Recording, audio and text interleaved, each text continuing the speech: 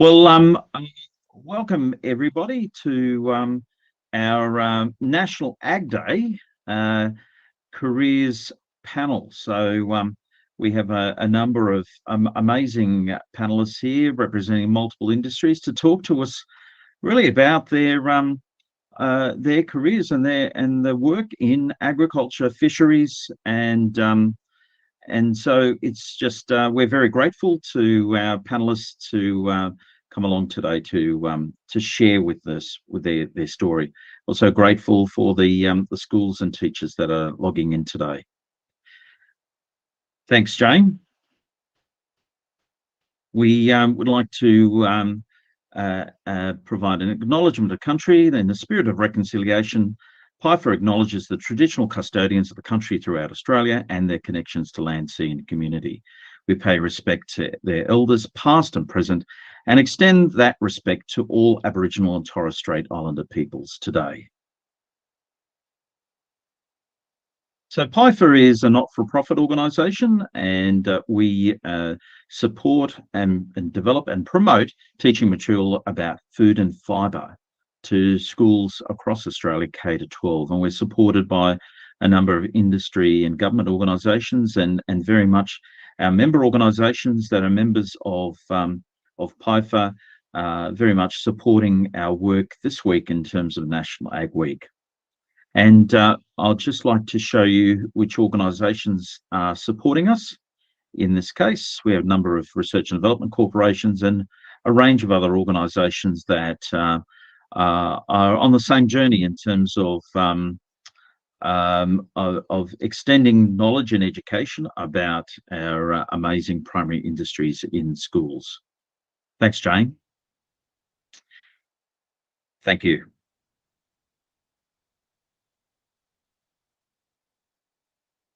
All good. All right. Well, that was just a little bit of an insight into who we are and what we do here at PIEFA. But I'd just like to introduce our panelists today. So we have Harriett Brickhill from Cotton Australia with us today. Thanks for coming along, Harriett. From the dairy industry, we have Rachel Nicholson. Thanks for joining us today, Rachel. We have from the sugar industry, or the sugarcane sugar industry, I think from SRA, is that correct? Sugar Research Australia. I knew I'd find that somewhere. We have Danielle Skocaj. Is that correct, Danielle? It's a tricky one, Luciano. Skocaj, but I'll forgive you. Yes. All good. Sorry about that, but thank you. Thank you for joining us today. We have Ben Mate from MLA. Thanks for coming along, Ben. From the fisheries, from the wonderful fisheries world, we have Matt Jones with us today. And from the mushroom industry, we have Georgia Beattie. And thank you for joining us today. And we have John Dowling, who's a pork producer from southern New South Wales. So thank you all for joining us today.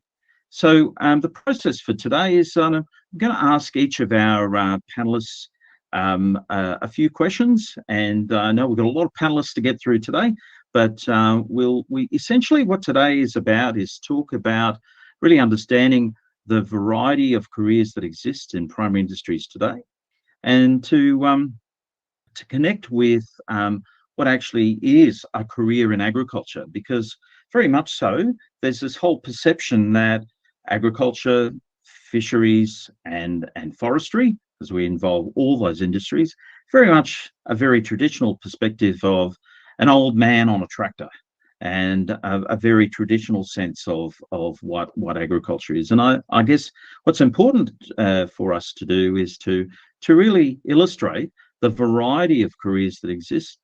And it's not just about what happens on the farm as such, but very much along a whole supply chain, and that there's such a variety, a rich variety of careers along that supply chain. So our aim today is to really give an insight into what is happening in the variety of careers and industries that we have today. So I might start. We might start with Harriett. And Harriet, I'm just going to ask you, could you describe your role and the industry you work in, and a little bit about your background as to how you got to where you are today? Over to you, Harriet. No, thank you very much. So I work for Cotton Australia, and I'm based in Griffith, about 600 k's west of Sydney. So I'm a regional manager for Cotton Australia, and just a bit of a background. There's about 1,500 cotton growers that we work with, and that's both sort of dryland and irrigated cotton in New South Wales, Queensland, and a little bit in the Northern Territory and Western Australia. My role, I'm sort of more focused around in the Riverina region, and I work sort of day-to-day with growers, getting them to adopt best practice and become certified with the industry's framework called My BMP. And that's just sort of a big tick to give consumers and supply chains confidence that the cotton that they're buying or wearing has been grown to that sort of highest environmental and economic sort of and ethical standards. I guess a little bit about my background. I've been with cotton now for the past year, but I've spent the last 6 years just working with irrigated growers because cotton farmers typically they don't just grow cotton, they'll grow a variety of crops. So rice, wheat, canola, mung beans, you sort of name it. It's a huge variety, and so you sort of often you're encompassing a whole range and a whole variety of different crops and different challenges there. So I hope that's a little bit of an intro. Have I missed anything so far, or I'll just pass it over? Wonderful, thanks, Harriet. And I think you've illustrated there the fact that in terms of managing complex systems and the way we manage agriculture and production these days, that it's not clear cut that a farmer or a production system just produces one crop, that it's multiple crops or multiple enterprises, and having those skills to be able to manage the complexities of all that are really part of that. So that's wonderful. Thanks for that introduction. I'll be back to you soon, Harriet, with some more questions.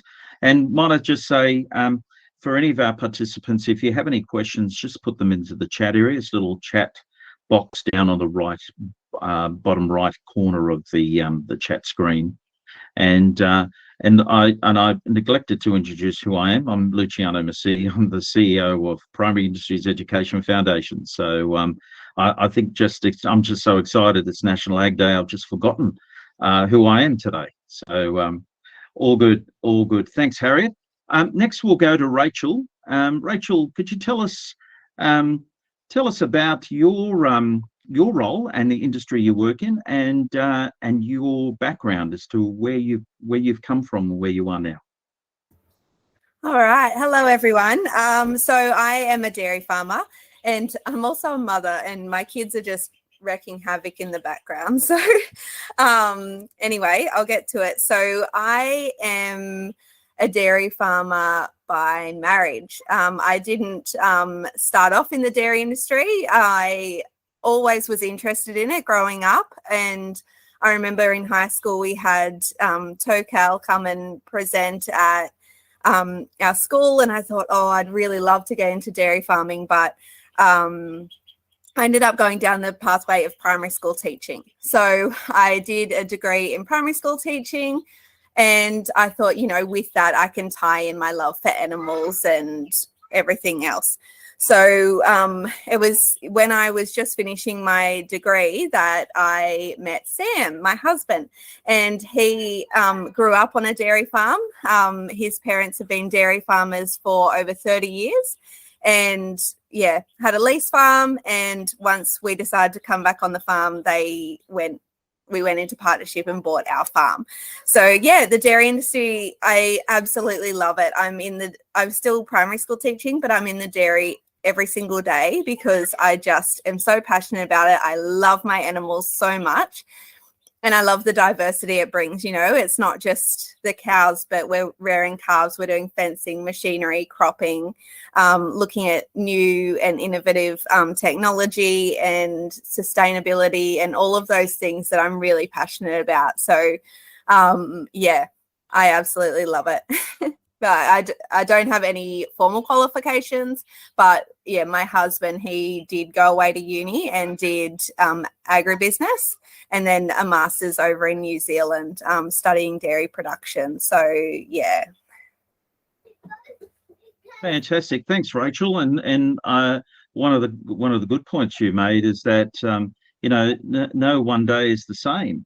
And the excitement of working in agriculture, it's not just it's working on a farm. No one day is the same, but any part of the industry, no one day is the same. And I think that's what makes it quite exciting and challenging. And I think that's a really core sort of concept for young people to take on board. That we did some research in 2020. We asked kids about their perceptions about careers in agriculture, and some of the data was that the young people thought that jobs in agriculture were boring, poorly paid, and very long hours. So I reckon we can dispel all those myths. And I think today's talk will be going towards breaking down those perceptions on the careers. And so thanks, Rachel. Awesome, great to have you here. Next, we've got Danielle. So Danielle, can you provide us a bit of background on your role and the wonderful sugarcane industry, and your background on or where you've come to get to where you are today? Thank you. Yes. Thank you. So I work for Sugar Research Australia, which is the industry-owned research development extension organisation. I am a principal research agronomist based in Tully, the wet tropics of far north Queensland. For those who aren't familiar with the sugarcane industry, it's extending from Mossman and far north Queensland all the way down to northern New South Wales, restricted to the east coast of Australia. Here we measure rainfall in metres, not millimetres, and we're very fortunate to have quite picturesque scenery interwoven between our sugarcane fields. I primarily partner with different organisations to conduct research that helps address some of the key challenges and issues impacting the profitability and sustainability of the sugar industry. I'm also very fortunate to work alongside farmers and advisors daily to extend that information and help influence practice change on farm. I grew up on a family sugarcane farm, so it's probably not surprising. The passion for sugar industry and agriculture more broadly was instilled at a very early age. And I must give a plug to my senior high school ag science teacher, Warren Giffen, who was also instrumental in supporting me to study a career in agriculture. I did have to leave my hometown to travel to university, where I completed a Bachelor of Ag Science. I then gained really valuable on-the-job experience before deciding to undertake a PhD. Fantastic. Thanks, Danielle. That's a really fascinating journey that you've taken. And I guess it's interesting you use the word agronomist. And what's fascinating is that agronomy and an agronomist is at the core of managing plant production systems. And when we've done our research, we found that most students had a very poor understanding of what agronomy is, which is really, really interesting, but also quite a challenge when you think about it, because agronomy is so important to plant production. So it's good to hear that you come from that agronomy background, and it's and I think it's important to make a point that an agronomist is well. You can tell us, Danielle, what's an agronomist do? Agronomist is basically, I describe it as the glue that helps all the other disciplines work together to help solve those complex plant, soil, environmental interactions. So not only do we look at how the crop is growing and responding, we're also soil scientists, we're also educators, and as I said, we're drawing on different skill sets a lot of the time to try and help diagnose what's happening on farm and where research needs to go into the future. Fantastic. What a fantastic response you gave to that question. That's wonderful. And I think we need more agronomists, don't we? Indeed. Sure do. Thanks, Danielle. That's lovely. Thanks for your contribution. I'll be back to you very soon. So next, Ben. Ben, would you like to tell us a bit more about your role in the wonderful world of meat and livestock and your background? Yes, thank you very much, and good morning all, and happy National Ag Day. How exciting, and pleasure to be here talking on this panel as well. Yeah, look, so I work for a business called Tees Australia, and I'm actually working in the Rockhampton facility, Establishment 7, which was actually built in 1871. So there is a tremendous amount of history at this establishment. We're also one of the largest beef processing facilities in the Southern Hemisphere. So to have the opportunity to work for Tees is fantastic, and it being such an innovative business, the opportunities are endless. So my particular role is I'm currently the plant manager. So my role consists of looking after the hot side of our beef production. So when I say hot side, that's pretty much everything from the paddock through to our slaughter floor and slaughter facility, and then just before it heads into the boning room for it to be deboned and packed. I'll also look after our rendering facility as well, which we produce a lot of our products for a lot of other different agricultural industries too. My background is certainly quite a different one. When I left school, I wasn't necessarily sold on joining the agriculture industry. In fact, I wanted to be an actor when I left school, and I auditioned through NIDA and really wanted to be the next Hugh Jackman. But unfortunately, as I found out, I didn't have what it takes.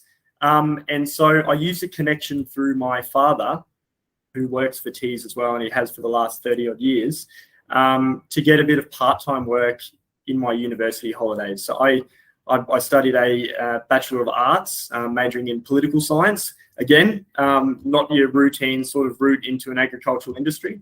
And yeah, that's how I found my way up in Rockhampton. So I met the general manager, Xantha, who soon became a very important mentor to me. And the rest is history. So I've been here for 6 years, and I haven't looked back. And also worth mentioning too, I am an ambassador for the red meat industry through MLA, which is a program in which I've recently just joined this year. So I hope that gives you a bit of a background on my career so far. Thanks, Ben. Look, that really demonstrates, that the journey, the pathway to get from where you started to where you are now is not exactly linear, and there's little sort of journeys that we need to take to work out what we want to be when we grow up, so to speak. And so I think that's an important point, because a lot of students that I talk to and the like think that we've got to go from point A to point B. I want to get there as fast as possible, but it doesn't work that way at all. And so I can tell you that I probably had 30 careers in my lifetime, and having grown up on a farm, and it wasn't two minds as to whether agriculture was my area, but I always ended up working in agriculture. And so the pathway is not always clear, and it's sometimes very difficult to know where to find the information to get to where you need to go. And that's one of the reasons why we think these sort of careers panels are so important, that we can provide those insights. So that's wonderful. Thanks so much, Ben. Thanks for sharing your journey. That's wonderful. And no doubt, is MLA hiring you to do some acting gigs for some of their promotional videos? Would love to. I haven't explored that opportunity yet, but hopefully that comes around soon. Very good. Yes. So in my part-time, I'm a professional musician. So I'm working on the PIEFA song at the moment for our conference next year. But it's always good to have those skills in the background, just in case. All good. Thanks, Ben. Next we've got Matt. Matt from the wonderful world of fisheries. So Matt, welcome, and please tell us about yourself, your role in the wonderful fisheries industry, and and also a bit about your background as to how you got to where you are today. Yeah, sure. Thanks. So I work for the Fisheries Research Development Corporation. So it's I guess a government body that administers a fair chunk of research in aquaculture and fisheries these days. It's a bit about the industry itself. It's about a $3.5 billion industry now for fishing and aquaculture. Not a lot of people really get that a fair chunk of that is now aquaculture rather than fisheries. So about 2 or 3 years ago, aquaculture became the dominant force in the fisheries and aquaculture space. It takes up about $2 billion worth of production. The rest of it's the fisheries side of things. A bit of background about me. So I grew up in Western Sydney, actually near where Luciano is right now, in the Hawkesbury region. I had a grandfather that used to love breeding koi carp. I'm not sure if anyone knows what they are, but they're really fancy carp, basically. Pretty ones, not the ones that get down the Murray. I loved it. I was 16 years old. Got to watch him sort of go through that whole function of breeding them. 18 years old, I packed up my stuff, moved down to Tassie and did a degree in aquaculture. Stayed down there for a little bit, did a doctorate because I liked being at uni. That's pretty much the only reason.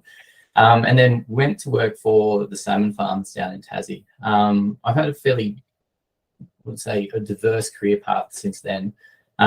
Worked for the salmon farms for a little bit. So I'm not sure if anyone's familiar with the salmon industry or the salmon that we get in Australia. Most of it comes from Tasmania, from a handful of farms down in Tassie.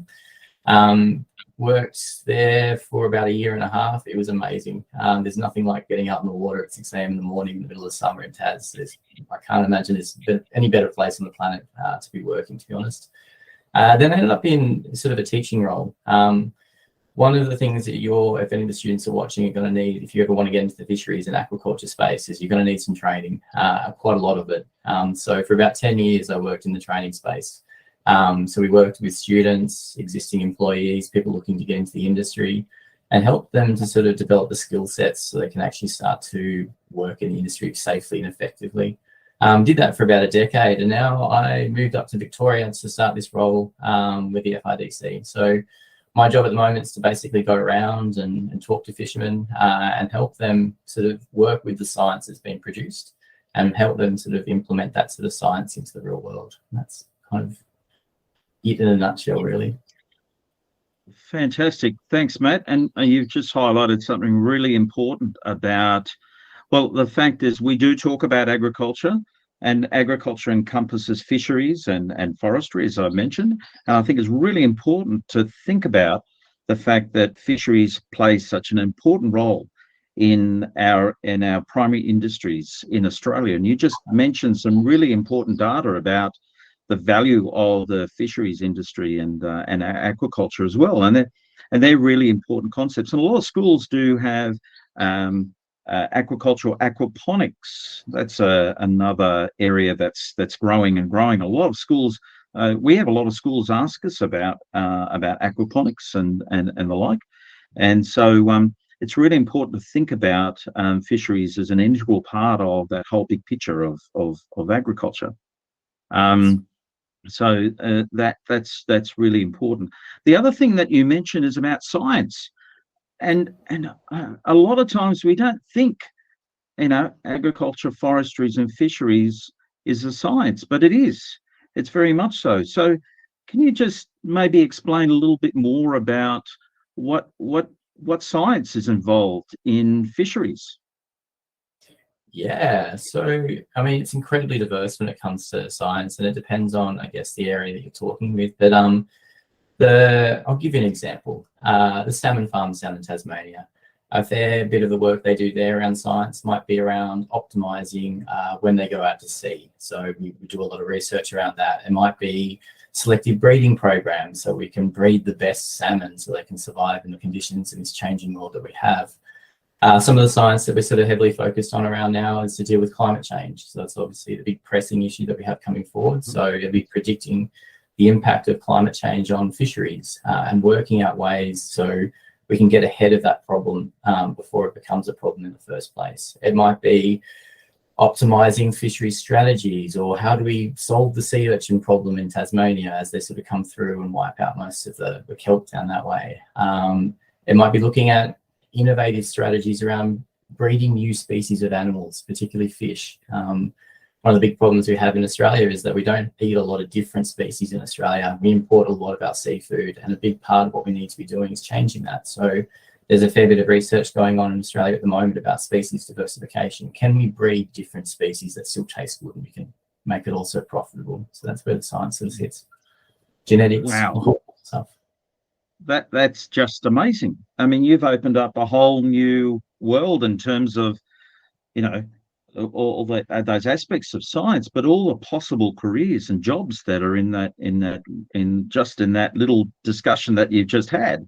So it really is complex, but really exciting. And for all of our primary industries, science and the research and development that goes on in our industries is really a driver for the future.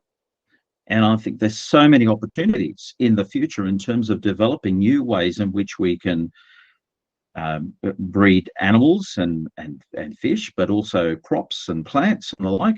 And so the sky's the limit. And I think we're big leaders in the world when it comes to that sort of research and development. And we're very fortunate that we have all the research and development corporations who are all leading the way with the work that they're doing. So that's a really good insight. Thanks so much, Matt. That was wonderful. Thank you. Next, we've got Georgia. Georgia, who works with the mushroom industry and is the Deputy Chair of the Australian Mushroom Growers Association. So welcome, Georgia, and please tell us a bit about your role. It sounds like you do a hell of a lot of work in your role and in the mushroom industry, which you're a very busy lady by the sound. It sounds like everyone's very busy on this call. I mean, that's the great thing about agriculture is the diversity that you see day to day, and no day is the same. So I'm deputy chair of our industry body, which is the Australian Mushroom Growers Association. But I've also got a mushroom farm in Diggers Rest in Victoria, which is about 40 minutes out of the Melbourne CBD. So it means I can live in town and have a farm. So I see that as having best of both worlds. So I'm in horticulture, which means that I grow my crop indoors, and so I get to control the climate.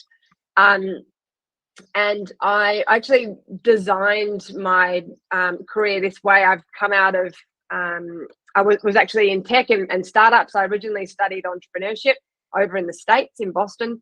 And I had a startup and I sold that in 2014 and then decided, right, blank slate on my career. I wanted to grow something. Well, I don't love factory farming. So I wanted to do something that was vegetarian, a crop that could grow indoors for climate change reasons, and something that I can start to play in the alternate protein space. And so mushrooms ended up being it. And so I literally just Googled mushrooms and found some mushroom farms. So I'm a shareholder and bought this mushroom farm that I'm at the moment. We're the largest organic mushroom farm in the country. We do about 15 tonne of mushrooms a week, and we supply the supermarkets nationally, as well as small grocers and catering and all sorts of things. So it's mushrooms are interesting. We're a short cycle crop, so it's a 32-day crop cycle, very, very data driven, which helps with my tech background. 65% of my staff have IT degrees actually, and so we're able to manage everything from our phones because it's indoors. And so with I guess technology being just so common with younger generations, they come in here and just love it and can pick it up very quickly. And so it's a great industry to jump into if you're new and want to get into farming. Fantastic, Georgia. And the mushrooms is such an amazing industry. And I live in the Hawkesbury, and traditionally the Hawkesbury's been the fungi capital. The Tolson family up there. Indeed. So look, you mentioned a couple of things there that I'm really interested about. You'd mentioned technology, and when you told me that most of your staff have IT background, also made me think about the use of technology in primary industries today. And I think that's something that really isn't very evident from the outside looking in for the general population, especially young people thinking about careers. And I think technology really drives what we do in all of our industries. And in fact, I think that technology and the use of technology in primary industries is leading the way in terms of all the other industries out there. And maybe if you can tell me a little bit more about the use of technology in your industry and why technology is so important to agriculture today. Well, I think technology is going to play a big part in how Australia can stay competitive as a country in agriculture with relatively high labour costs. So it's around efficiency and I guess quality as well. If you're not measuring something, then it's hard to improve. And so because I've come from an entrepreneurial background, I really encourage that with our staff. So this sort of fail quickly mentality, give it a go, and you've got to be in it to win it kind of attitude. So we are able to run trials with either different genetics or tinkering around with robots. All based on in technology, when you're building new products, you have this build, measure, learn cycle. And that's what tech companies do. And ideally, they have a cadence where they do a few of those in a day. And so that's what we set up here. We have a thesis or hypothesis that says, right, we think this is going to equal this, and we give it a go. And so for me, it's about on-farm technology. So if someone wants to build a new robot that's going to load a particular crop in a way, then they might want to go and learn R, which is a coding language, to then tinker around with the robot themselves. I really encourage that behavior on site rather than paying a consultant externally to come in and give us that particular robot. Instead, we retain that information on the farm and we grow and build on that. And so that's a big part of our business. And it's not sort of, we don't see it as a job replacement. It's as we expand, we'll double our footprint each year, actually. We just poured about 3,000 square meters of concrete just to my left. That's why I'm in this funny office. It's a construction site. And so I need my staff that understand the crop to then be managing the automation side of the business as we expand. So so it's sort of it's a valuable asset and our biggest sort of competitive advantage as a business. Wow. So basically, technology really drives efficiency and growth and improves the way that we produce products. And in the short and long term, increases the profitability, and I think the bigger picture in all of this is that we have an increasing population and need for food, and we need to become more efficient at the way we produce that food. And so technology is leading the way in terms of solving problems. And I think that's really, the key thing that I got from what you were saying is that a lot of what we do in all of our jobs, all of our roles here, is problem solving. We have a problem and we're finding solutions for that problem.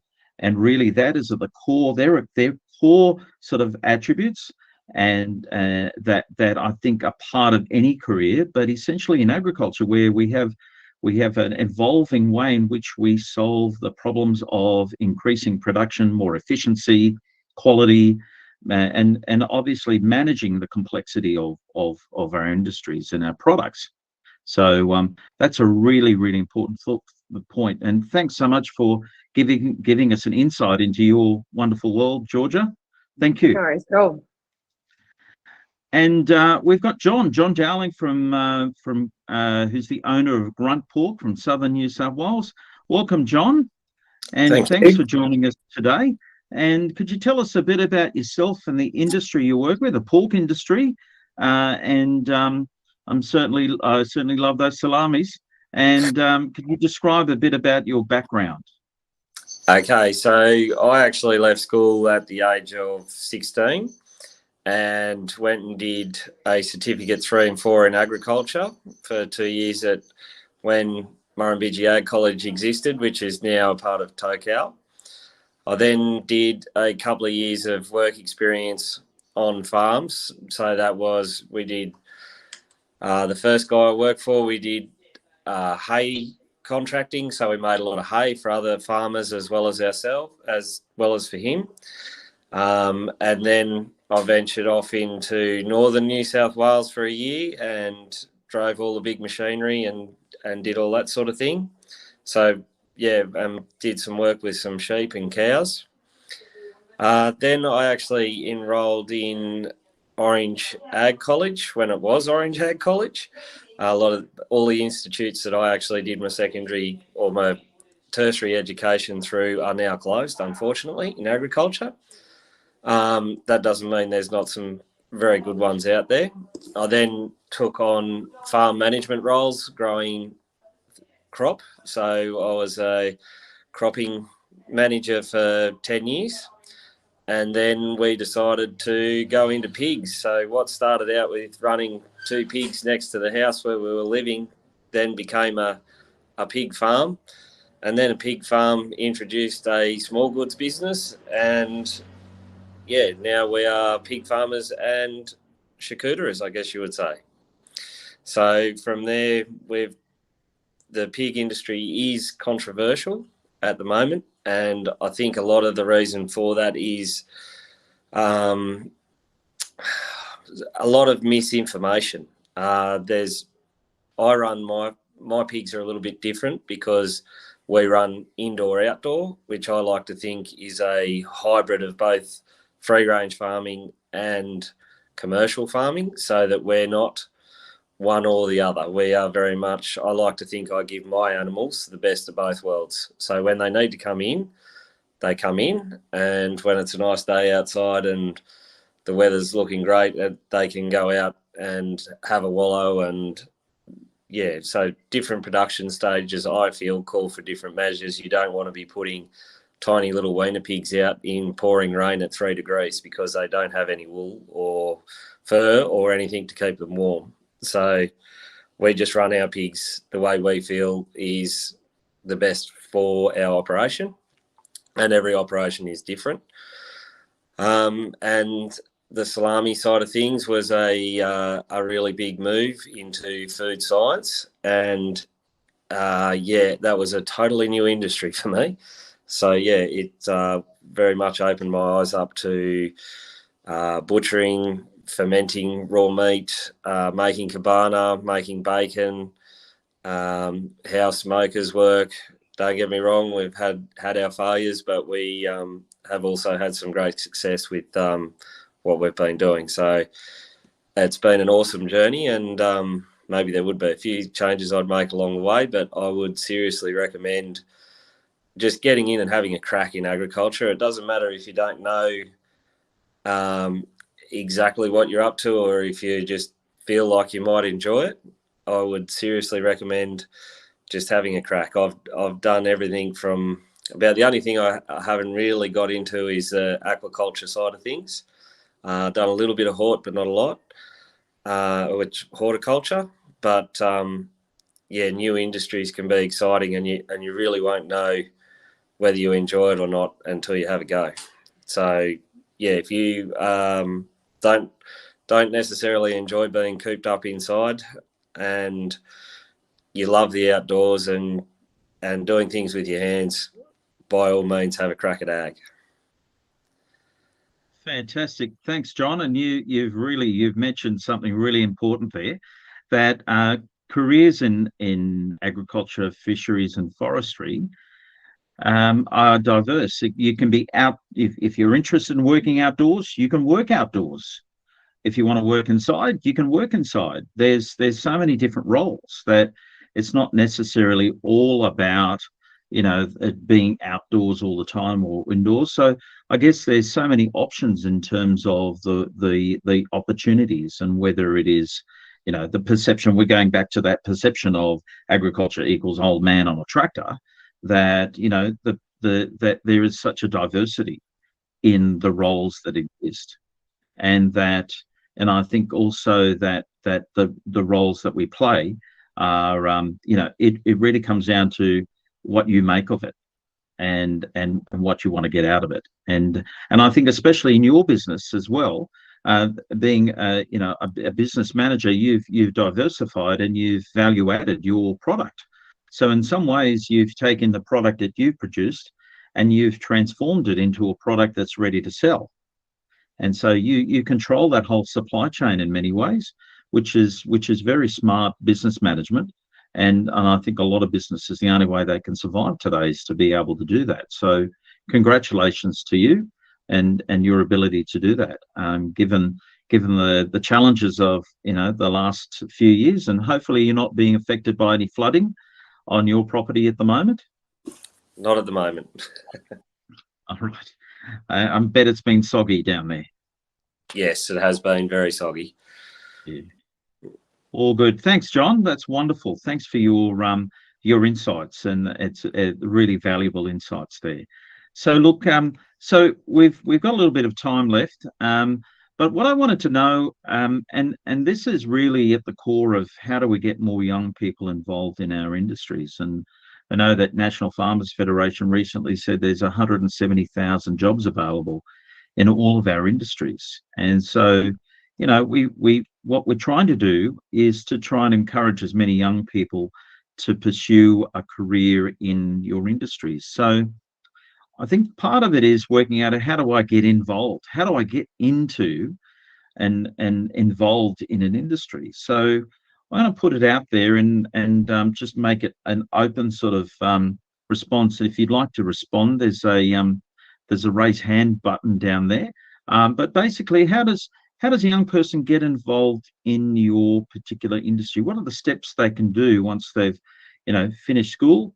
What should they do next to actually get involved? So I might actually start with Harriett. I might start with you. Throw the ball at you first, and then we can ask everyone else to respond. How does a young person get involved with the cotton industry? Yeah, that's a really, really great question. And I would just say, for anyone who's just thinks, I'm from a city, I don't have that farming background. Like we've heard from plenty here that's not always the case. You don't have to be born and bred to get involved.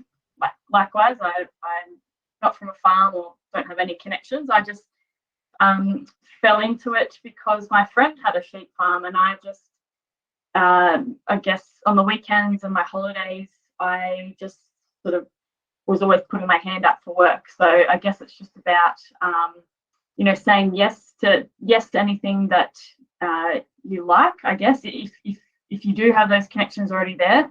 But if you don't have any in place and you are looking to get involved, I'd really recommend looking at the Ag Career Start, which is that national sort of gap year program. So you'll get signed up to be involved with one of those sort of cutting, leading edge farmers. You can choose a preference of what industry you want to have a little taste of, and you get really well looked after by the NFF and each of the sort of industry bodies available. So we've got Jenny Hughes, she works for Cotton Australia, and she's on here as well. So she's, you're really well supported.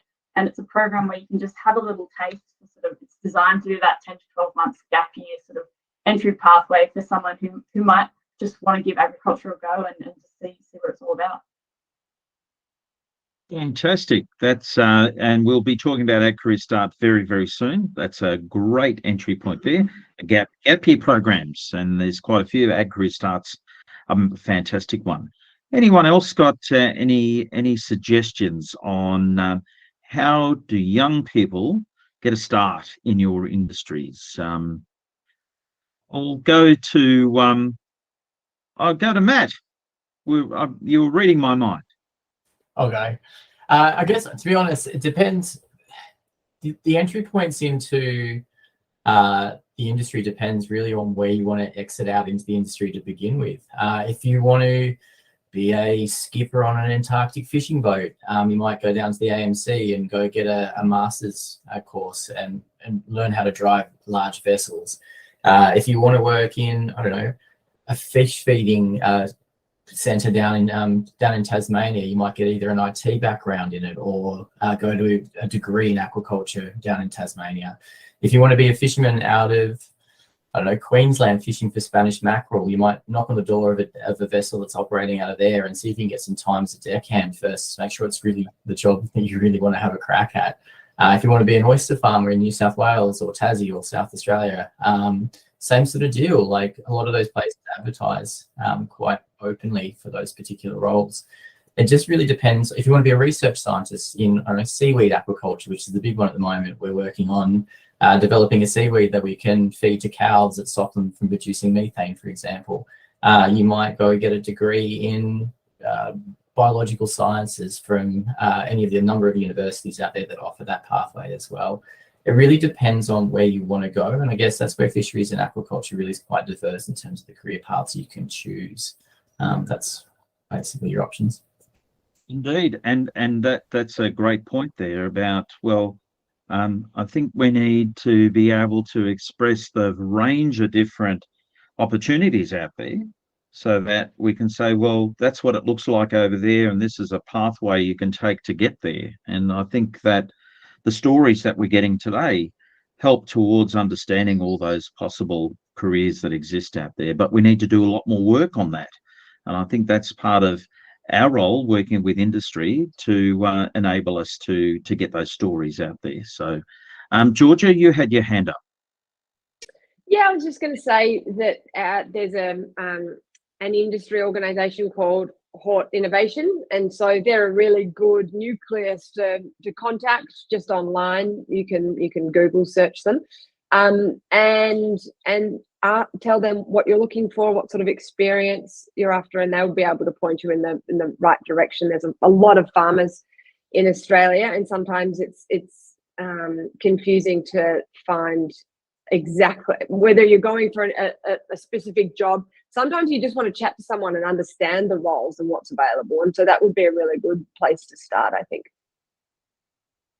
That's exactly right. Yeah, and it's knowing which organisations to talk to and at what level, whether it be knocking on the door of the local mushroom farm or going to the Hort Innovations website and asking that question. So that there's quite a variety there. So, Ben.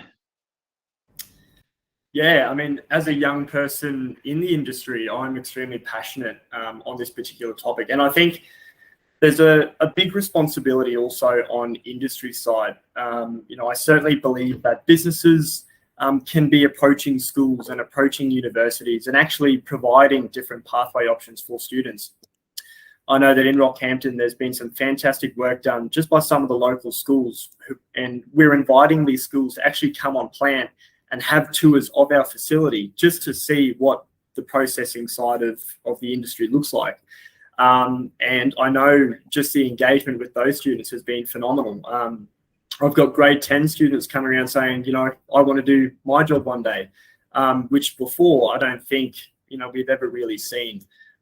So I think there's certainly a lot that industry can do. I know that there's some fantastic opportunities through events like the ICMJ, intercollegiate meat judging competitions, which are held at a lot of the universities around Australia. So I encourage people to get involved in those programs. And for the people that are just watching today, I mean, jump online, have a look at websites like your Red Meat Green Facts, which delves into a range of different topics in the red meat industry and provides some really crucial facts on the industry. And those sort of things are so inspiring because it shows you some of the really good work that is being done in the industry, and also a lot of the other different opportunities that are available in that space too. So that's fantastic. There's some really good points there, Ben, especially getting a real insight into what the industry is about, rather than the perceptions and the messages that generally get portrayed in the media. And really, it's very much about really understanding what that industry is about. And your meat and livestock industry is such an exciting industry and such a wonderful industry to get involved in today. It's certainly an amazing time to be involved in agriculture. And so it's really delving into that understanding instead of just listening to the rumors and the messaging that's out there. So Fantastic. Good to hear the amazing work that you're doing, Ben. That's fantastic. Thank you. And Danielle. Yeah, I just wanted to pick up on a point that Ben made, and the sugar industry is really trying to tackle this challenge head on and get ourselves into the classroom. So Australian Cane Growers has developed a range of free learning resources for primary aged children, and we're about to release a curriculum for senior ag or ag students in high schools. Hopefully that will then stimulate some interest to approach, their local district organisations. In every cane growing region, we have district cane growers offices, we have sugar millers, we have productivity services, and a local SRA station not too far away. So trying to encourage them to make that connection. And also, I guess our high school ag teachers, please don't be afraid to pick up the phone and ask, can you bring your students out for a site visit? We had a field day earlier in the year. We had a busload of senior ag high school students, and the farmers really enjoyed spending time and seeing them take an interest in their industry. Working in agriculture, everyone is so giving of their time because they are very passionate about showcasing the great work and the opportunities for the industry. Wonderful. Thanks, Danielle. That's a really important insight there, and the fact that there's so many opportunities and really schools, giving schools the opportunity to go on farm, I think is really vitally important. So and also whether it be in person or virtually as well. So we're actually working with cane growers on those resources. So hopefully we'll see them very soon out in schools, and look forward to that. So thanks, Danielle. Rachel. Hi. So I just wanted to say we are really lucky. We have a really great ag skills program in our region that we're in the 4th year of that now, where we get high school students, and we have partnered with all the local high schools and TAFE, and high school students are able to get experience in a heap of different agricultural industries, which has been really wonderful. So that's a great thing to be a part of. And they get to go out on placements with, oyster farmers, beef farmers, dairy farmers, and everyone. So that's been really great. We've actually got 3 new employees working with us now that we've got through that. So Jess started off through a work placement. That was the way that she started when she did her year 10 work placement. Another young boy has just left school, and he's doing a traineeship through us and Tocal. So that's really good. Another young girl has just started as a casual. She's just finished year 12 and is off to study vet science at Wagga. And we also have another young girl who's just left year 12 and wants to keep studying through Tocal and working part-time with us as well. And I think it's so true what you said about, the flexibility, and there's just so many roles that you can get into. And I think with dairy farming, the flexibility there is incredible. Every day you're working in so many different aspects of it. And your comment about dispelling the myth about long hours, I'm sorry, I can't help you do that with dairy farming, because we milk the cows twice a day, even on Christmas Day. But we don't see it as our job. We see it as our life, because we just love it so much. It is a lifestyle. It's something you do because you're so passionate about the animals. And I think it's an industry where you have potential to make so much change. And that was something I went to the Dairy Research Symposium put on by Sydney University this week. And that was something that a lot of the young scientists said that was why they were so attracted to the dairy industry, because you could be looking at grass, animal health, climate action. The options are endless, it's such a broad industry, and that's why we love it. You're exactly right there, Rachel. I mean, the opportunities are endless, but it's actually finding all those opportunities, and I think that's a bit of the struggle that our young people in our schools and our teachers have. And And Yeah, that's a really important role that the careers advisors play in all of this. So Yeah, and I you know, think like that's every dairy farm, like if you want to get into the dairy industry, everyone's just crying out for workers. And so I think if you used your contacts to reach out, I don't think I know anyone who would knock you back. You know, we would love, you know, if you want a bit of weekend work, come on down. And, you know, if you don't have any contacts, reach out to Dairy Australia or Dairy New South Wales. They are people who are on the ground constantly talking to our farmers and can recommend places that they will be able to see will foster your growth and development through the industry. That's fantastic advice there, Rachel. And there's so many opportunities there, especially at those industry organisations. So thanks, Rachel. That was a wonderful insights there. And John. Yeah, I was just going to add, living in the bush is great, especially for a young person. You've got picnic race days, you've got B&Ss. I don't know whether I should be saying all this stuff, but we do. We have a really, really good social life out here. You know, you can go and play for the local footy team. If you're not much good at playing, you can always play for the Thirsties.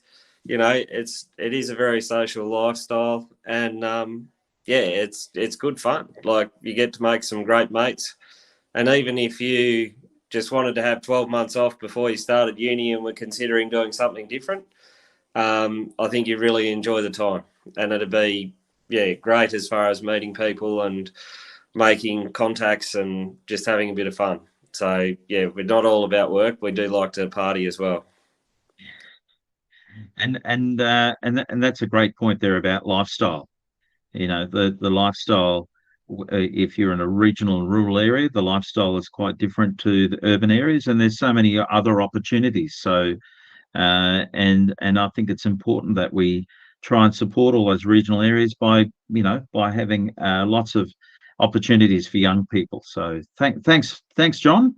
We're coming to the end of our session. Jane, we've got Ingrid next to talk a little bit about Career Harvest and Ag Career Start. Is that right? That is correct. Yes, Ingrid's going to share her screen and jump on now. All good. All right. Off you go, Ingrid.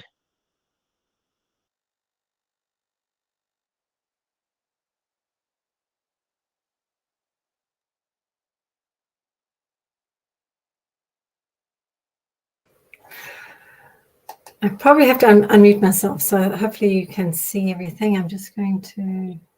It's all good, Ingrid.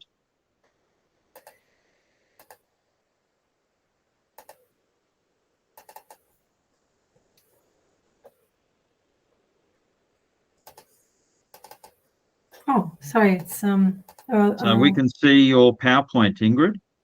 Great. Okay, thank you. So following on from all these great conversations about careers, it's always quite difficult to know what to do. And so PIEFA have this wonderful Career Harvest webpage, which we manage. If we look at, oh gosh.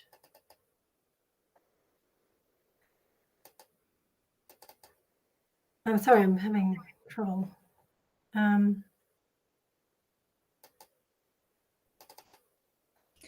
Ingrid, if you click on the tab at the top that says slideshow, you should be able to pop it into like view mode.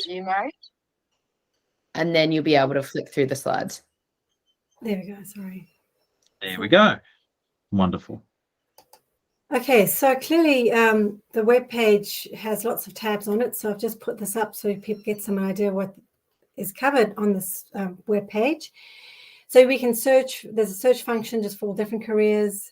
Here is a great tab which gives you all those industry career pathways and guides to careers. This covers teaching resources for teachers. And as Harriett mentioned, we've also got Ag Career Start. So with Ag Career Start, that's another program we're supporting. And essentially it's a great opportunity because you're just taking a gap year in agriculture. What it means is you're able to choose where you want to go, or you can look at your skill set and you get matched with a farmer that suits your skill set. You don't need any experience at all. While you're on the program, you get user-led training, so you can do first aid courses or chemical courses or low stress handling. You also get funded to attend industry events like Horde Innovation or Innovation Generation. So it's a really wonderful opportunity for young people to get into the industry. So the two ways of finding careers are to go on to Career Harvest. And then also while you do that, you might want to consider taking a gap year with Ag Career Start. Thank you.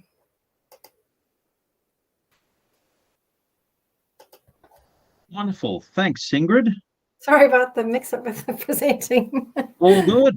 All good. We certainly got the message there. So look, there's so for all our schools, there's lots of information about pathways and about all the careers that we've been talking about today through Career Harvest, but also those industry organisations which you can find if you Google those industries, and that will lead you to those websites. But also Ag Career Start, which is a gap year program. So if you look up agcareerstart.com.au, there's lots of information there about that.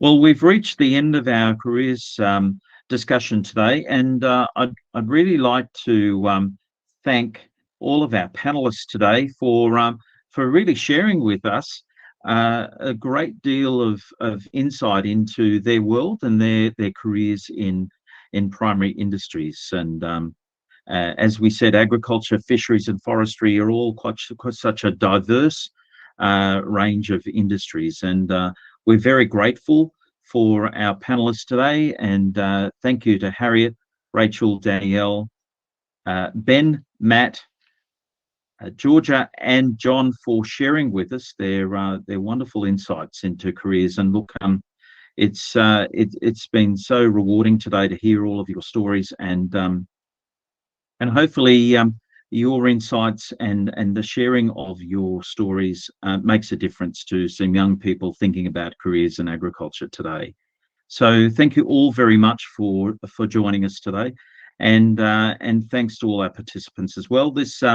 This session has been recorded, and we will produce into videos that will target each of our individual speakers and share that on our Career Harvest website. We'll share that with you when we've got that produced. So thanks again, everybody, for joining us, and we look forward to continuing to celebrate National Agriculture Day here in Australia, and hopefully you celebrate in your own special way in your world today. So thanks, everybody, and we'll see you next time. Take care.